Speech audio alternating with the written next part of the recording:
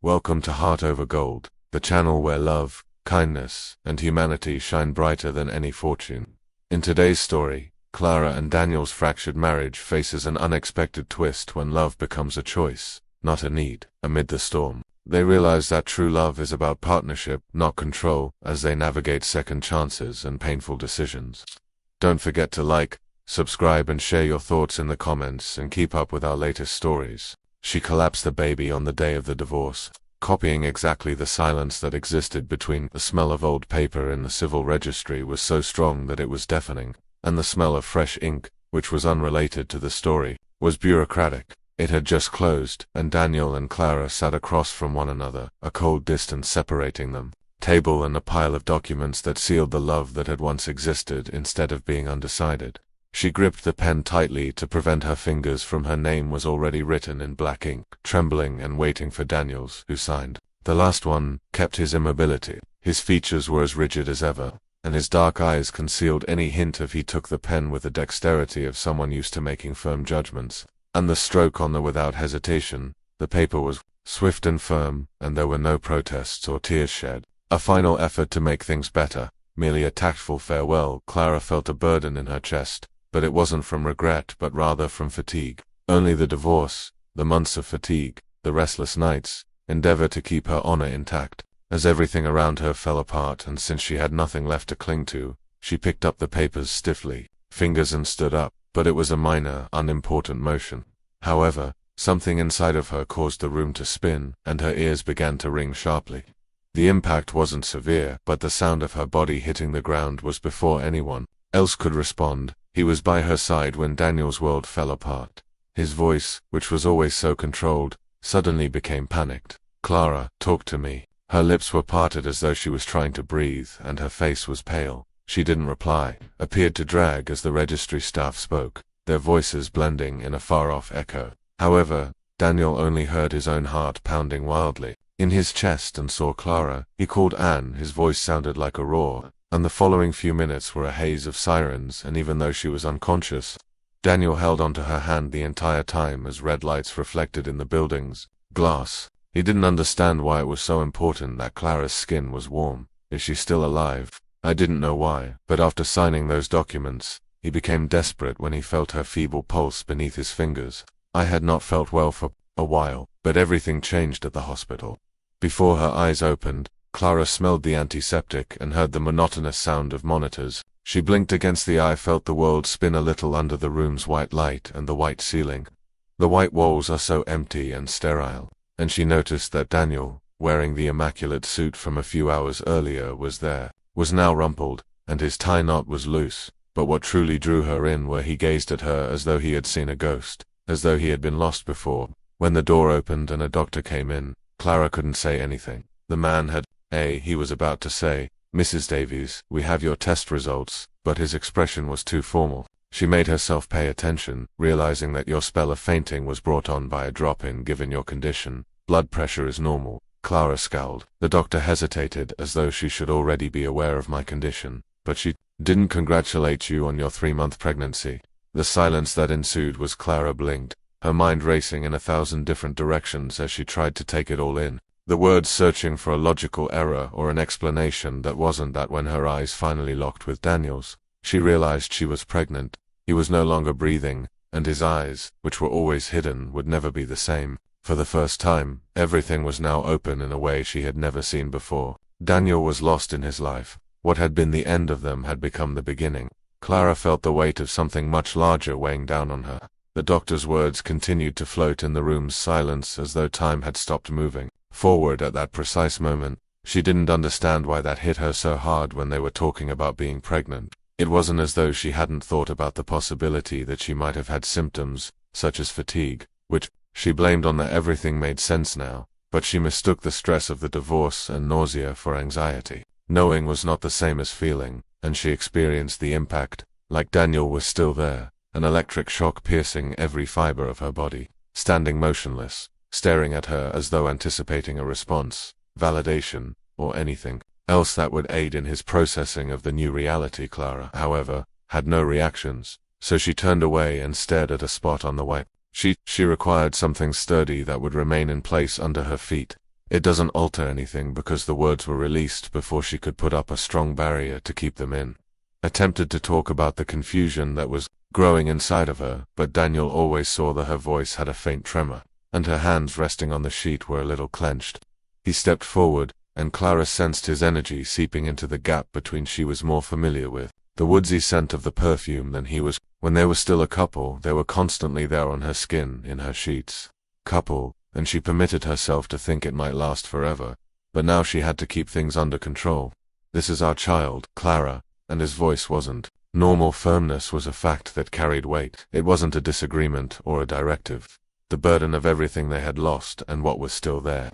In some way, Clara looked up and saw the obvious conflict between them. Daniel didn't seem to be the same man who, just hours before, signed those documents at the civil registry. That the man stood in front of him, cold and distant, as though nothing could touch him. The shock of the news scarred her face, and her dark eyes were filled with something. She didn't want to figure it out because maybe if she looked too long she would discover remnants of the love she was attempting to bury, and she would slowly inhale and taste the metallic taste of unsure of herself. She said, "I don't need you for this, Daniel. Don't be silly." He blinked as though the words had been a surprise blow. The response was piercing, but his voice was not angry. Rather, it was she refused to back down in a more dangerous and profound location, which is absurd. He gave a brief, disbelieving sigh. "Wanting you to meddle in your life."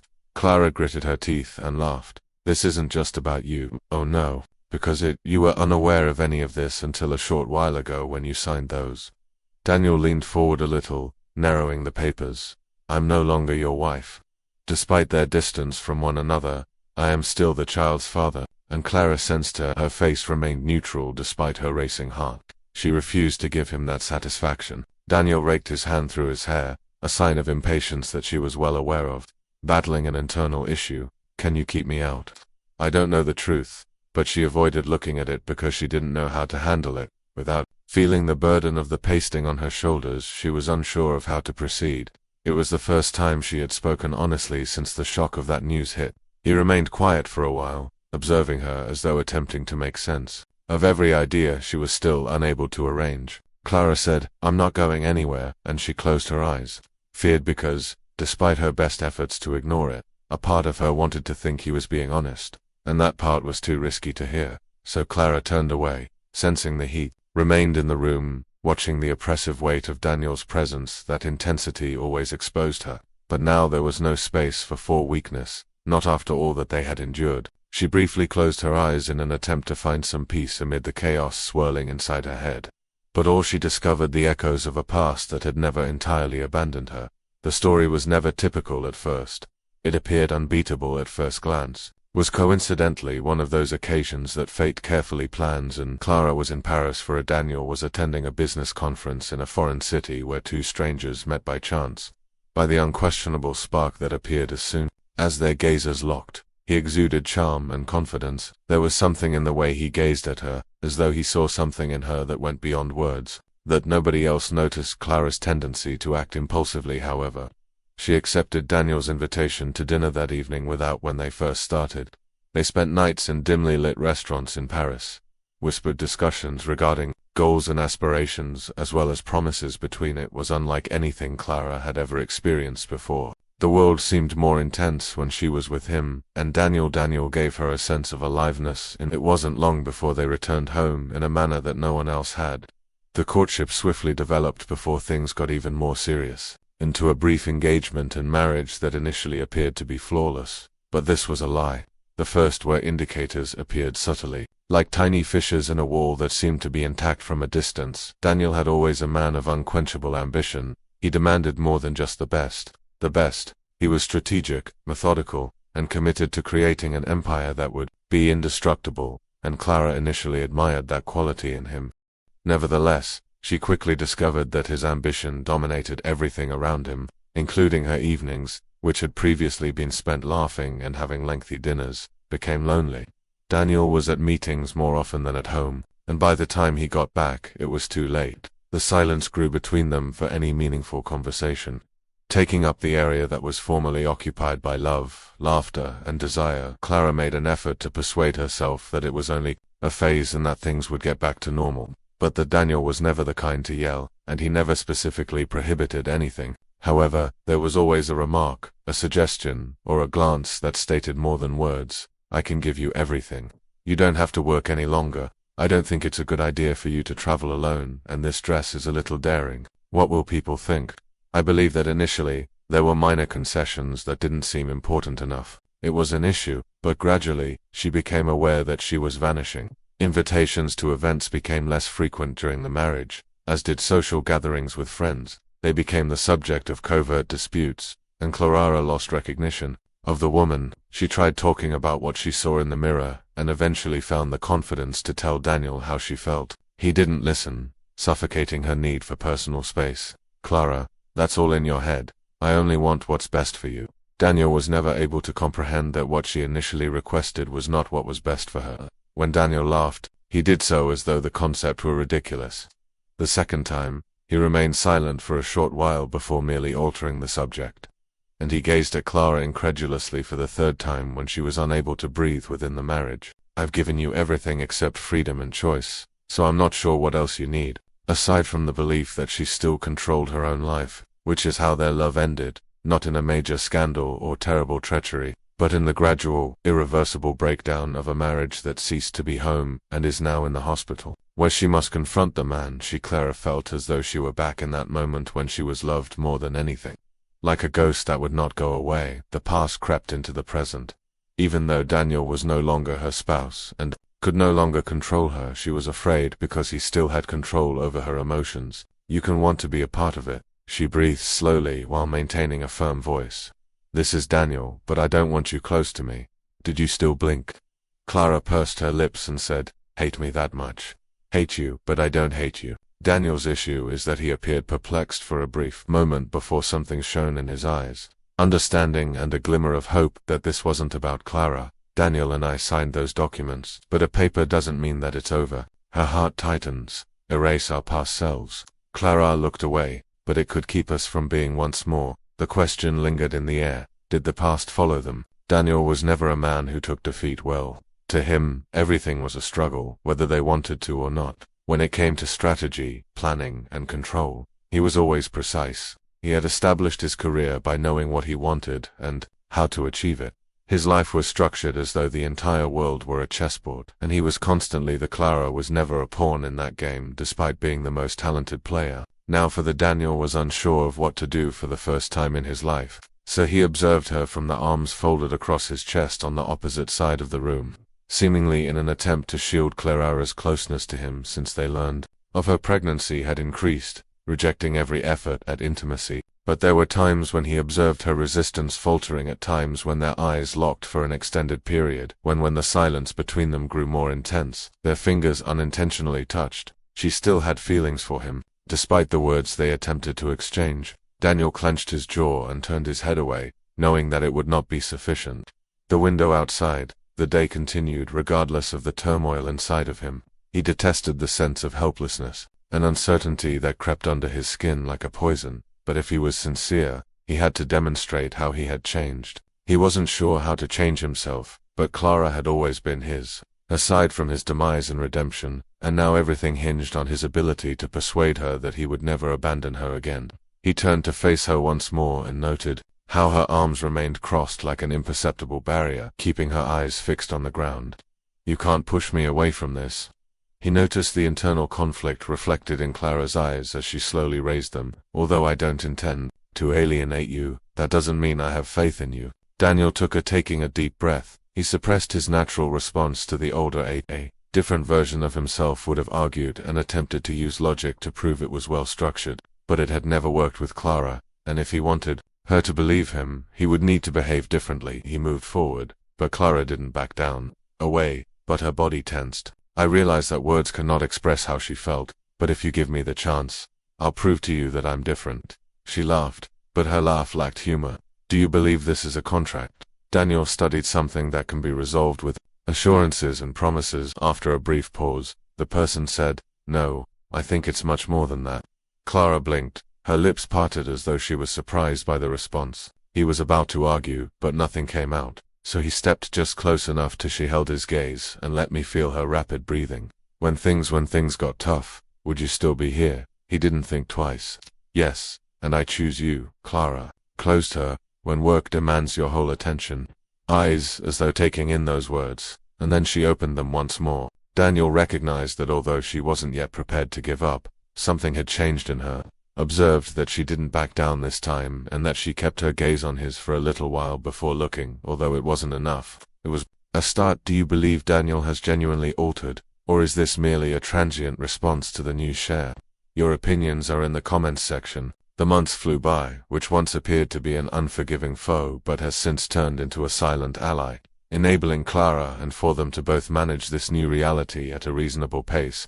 Daniel was still. They attend every appointment, paying close attention to every little detail, making Clara gradually started to realize that she didn't have to carry that burden alone, to permit herself to have some reservations but not to trust it fully, but sufficient to take the steaming coffee he offered her without her having to ask. When she was too exhausted to drive, let him walk her home so he could be close. And then, everything fell apart in a flash. It was a typical day, or at least it should have been. Clara who discreetly smiled as she left the doctor's office. For the first time in a long time, the baby was healthy, and the pregnancy was going well. She felt light for a while, but she knew Daniel would arrive when she saw him across the street. He always did for her lately, but that day he seemed different, tense and rigid, and Clara scowled and went across the street with a growing sense of unease in her chest, asking herself, is everything all right? Daniel didn't respond right away. His tense jaw and heavy dark eyes were the message she was unable to understand, and he abruptly asked, were you with him? With whom? Clara blinked in confusion. Edward. The name came out venomous, and it wasn't until then that Clara realized. Edward was a friend and former co-worker. Someone close to her when her marriage started to fail, providing support without ever going too far boundaries. But Edward was always viewed as a threat by Daniel, who detested him. Despite Clara's repeated assurances that their relationship was based solely on friendship, she felt a constriction in her chest. Daniel, I happened to run into him, and we spoke for a few minutes and nothing more, but he had stopped paying attention, so he was certain it was only a coincidentally. The same man who waited for me to make a mistake for years. Daniel's tone was growing harsher, colder, and in your direction so he could get close to you. Clara was instantly taken back in time to a period when her every move she made was viewed with suspicion as a potential threat to Daniel's insistence on controlling her, and the worst aspect she observed in the precise moment she closed was visible to him in his eyes. Herself off once more, but he persisted rather than retreating. Are you still speaking to him? His voice was quiet but serious. Clara crossed her arms and said, I won't respond to that type of inquiry. Daniel laughed, but his laugh lacked humor. Of course not, because you're always right, Clarence. She felt a knot form. Daniel stopped, but he didn't realize what he was doing in her throat. I should have realized that you've always had a remarkable talent for putting your trust in the wrong people. Pondering, but the effect was instantaneous, and Clara stood still, her eyes wide. Something inside her broke the silence as her breath caught in her chest. Her voice said, I'm not doing this again, and it was worse than any scream. Clara was already walking when Daniel noticed her too late, but he was firm but quiet. He wiped his face as though attempting to wipe away the promise that he had changed. Have something inside of him that I changed, so why do you still try to? Clara exhaled slowly, feeling her chest tremble, but he had no response. I need some space. Daniel responded right away. But this time it wasn't, and Clara closed her eyes and gave me a command, saying, don't push me away. Reason not to the heartbreaking silence that ensued, and when Daniel eventually tried to talk, but it was too late. She had left in the days that followed. Daniel attempted to contact her, visited her apartment, and looked for a way to correct that error, but Clara didn't respond. So when he eventually went to, he discovered her home's door closed, the lights out, and a neighbor who was staring at the man said, Daniel felt his stomach sink. She traveled with him out of sympathy. What do you mean she went somewhere? I don't know, buddy, but I do know she rented the space for a. Daniel stood there, unable to respond, as Clara stated that she was taking a break in the city. She was truly gone, and he had the feeling that she might not return this time. His head informed him that was it, as his heart pounded in his chest and his breathing became shallow, that he had lost her. But then Daniel realized for the first time in his life that his desire to change was insufficient. He would need to demonstrate it, and above all, he would need to exercise patience, because Clara was far away, and he was unaware of whether she would return. But if she did, He'd be prepared this time without attempting to manipulate her, without making an effort to persuade her to wait, because he was ready to be a man who deserved to be by her side for the first time, and the void that remained after she left would be filled if he had to wait indefinitely. Daniel felt worse than ever after Clara left, and it wasn't just rage that throbbed in his brain, nor the annoyance of having become the person he vowed never to be again. The fear was that she would be gone forever. He attempted to give her some space in the days that followed, but her silence was intolerable. When he stopped by, Clara didn't return his calls or messages, her apartment, but she refused to open the door. When he did, back off and waited for her to approach him. As fate would have it, he was deprived of that luxury when the call came in the middle. Everything inside him froze when the hospital's number appeared on his phone screen that night. Mr. Davies. His heart ached against his ribs when he heard his name. Yes, you must come to Clara is at the hospital now, and he didn't recall the drive. There just his shaking hands on the steering wheel and the metallic taste of panic in his mouth. The oppressive fear that if something were to happen to her or the child when he got there, the hospital was filled with that, and he would never be able to forgive himself. The antiseptic odor and the chilly, uncaring light seemed more potent than as usual. He took long steps across the hallways until he came across a nurse who recognized him right away. "Where is she?" the woman asked, hesitating for a moment. The news hit Daniel like a punch when Mrs. Davies was admitted with complications and had to be taken to surgery. Surgery for an early placental abruption. The circumstances are delicate, but the doctors are making every effort to make the word more meaningful to him. He sat in the closest chair as his surroundings began to take on a more distorted shape, but he couldn't sense anything below him. He seemed to be floating as though his own, for the first time in history, existence had been reduced to that one moment. Daniel knew what it was like to be helpless during his life. There was nothing he could do, no plan he could come up with, no money he could afford to have this fixed. He could only hope that time would become warped. Each minute seemed to drag on forever, and then Daniel jumped when a doctor finally showed up. Daniel stood up with his heart racing, wondering how she was doing. The doctor sighed. "The baby is in fetal distress due to the weight of that sound, and we must act quickly before the words are spoken." Daniel was aware that this meant they had to decide whether to save Clara, or the floor appeared to vanish beneath the baby's feet. "But we'll try our best," for the doctor advised both of them to try to stay composed. "But if necessary, Mr. Davis, give priority to one of them. We need your choice right now." He glanced at the closed door of the room that would define everything. Would he lose Clara in the room where she was after everything, realizing that he loved her in a way he had never understood before? Would he have to let her go after realizing she was the focal point of everything? And for a brief moment, he recalled Clara's first experience with the infant smiles in utter adoration as she moves her hands to her belly.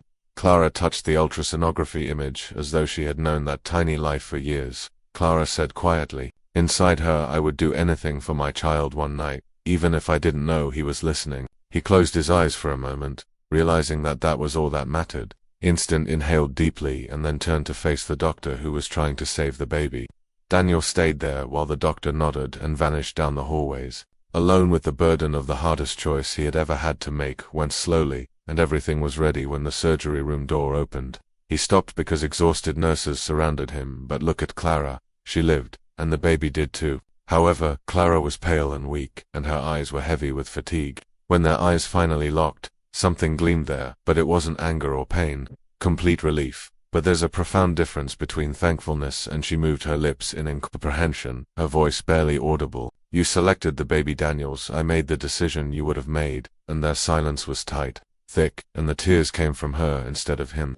Clara didn't cry because she saw Daniel for the first time, not because she was weak or in pain. He recognized the importance of loving someone without attempting to control or shape them, and Daniel realized at that moment that this time his life would never be the same. Had battled to be the man Clara deserved, not to win her, and maybe he was on the verge of learning what it meant to love someone more than himself for the first time. And now, there Daniel sensed something as he stood in front of the room where Clara was holding the baby's tiny, frail body against her chest. He had never felt the completeness of doing the right thing before. The months that followed were a flurry of changes as Clara required time to recuperate from the baby's surgery. Observation for several weeks, but the physicians quickly reassured them that he was in good health. They called the little but powerful boy Leo. For the first time, Daniel didn't argue with Clara when she picked the name. Since he had already made all the wrong choices in the past, He accepted something without protesting because he wanted it. Accepting it as hers didn't make things simple, because if there was, Daniel had discovered that love is conquered and cannot be coerced. Day after day, he accomplished just that, turning Clara's home into a quiet haven. Daniel visited nearly daily, but he didn't. In a place where time seemed to slow down. He never went beyond the limits she set when Clara needed to take a nap. When Leo sobbed in the middle of the night, he stayed with him because he had come.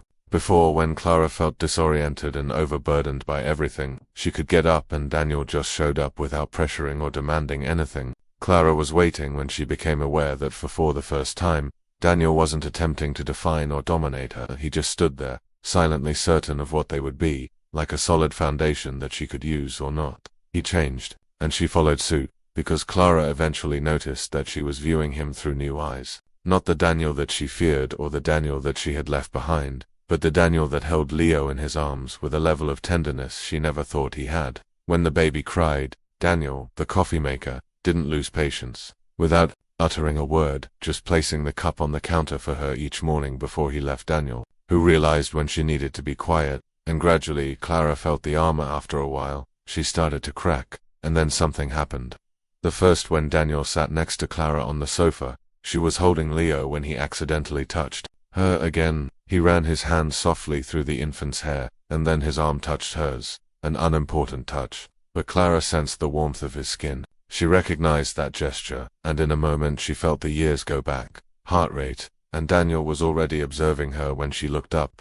They stayed like that, with a mutual understanding and a brief silence. Clara turned her head away, knowing that she wasn't yet ready. Immediately realized that it was just a question of time. The issue was that time didn't wait for them. It was pouring rain that evening, and Daniel was just about to depart when, after observing the storm through the window, Clara ultimately decided to stay. The word was spoken so softly that Daniel briefly believed he had dreamed it. However, something new appeared in her eyes as she turned to face him. He didn't inquire if he could, and she didn't have to respond, because when he got close, Clara lifted her face to give him a slow, unique kiss. There was no hurry and no need for it compared to all the ones they had previously shared. It was a decision, and as he pulled his lips away from hers at last, Clara understood that they weren't returning because they needed one another, but rather because this time, their love was a partnership rather than a power struggle. Lastly, it was sufficient. Please remember to like this story if you're enjoying it. It helps us if you subscribe to the channel and tell your friends about it. Keep our material interesting and engaging for you. We appreciate your participation.